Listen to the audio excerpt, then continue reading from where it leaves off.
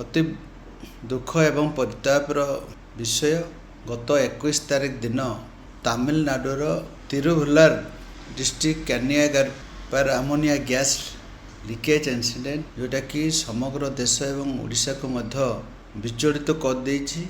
जो ammonia gas leakage रे वर्तमान सुधा 7 जनकर मृत्यु होइछि।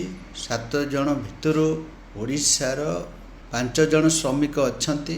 सेमाने समस्ते केन्दुझर जिलार बोलिकी जना पड़ुछि। आम सरकार तुरंत खबर पाइला परे माननीय मुख्यमंत्री एक मीटिंग डाकिले।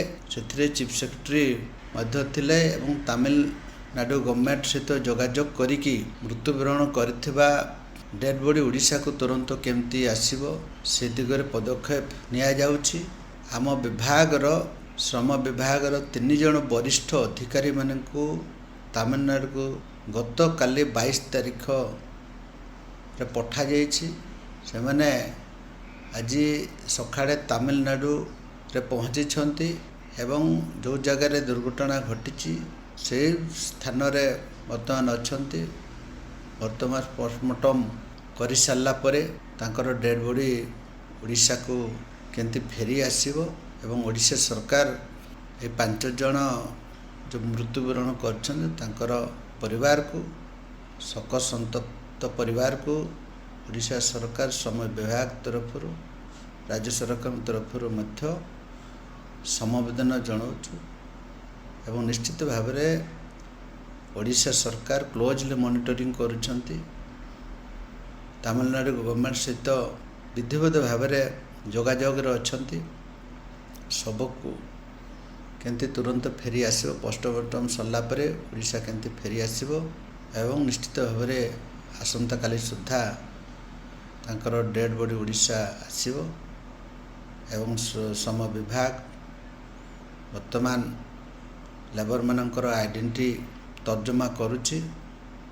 तांकर लेबर डिपार्टमेंट सहित कौन परिचय अच्छी से दिगरे असिस्टेंट लेबर ऑफिसर डीएलओ मान को निर्देश दिखाई एवं निश्चित भाव में एभलिया दुखद घटना आगामी भविष्य रे न हो एवं जो मैंने एस्पिरेशनल पाई जो मैंने तांकर दिन मजुरिया पाई निश्चित भाव में निजर परिचय रखा कथा निजर आइडेंटिटी रखा कथा अति कम निजर जो प्रोफेशनल जो मैंने अच्छा बाहर राज्य को दादन खटिया जो मैंने जाउछंती एवं निश्चित भाव में पंचायत रे रजिस्ट्रेशन करिकी पंजीकृत करिकी गले आमे श्रम विभाग तांको पाए विभिन्न प्रकार कंपेनसेशन अच्छी से कंपेनसेशन मध्य सहजरे पाई पारिबे एवं आगामी भविष्य रे सरकार को मध्य सहज हब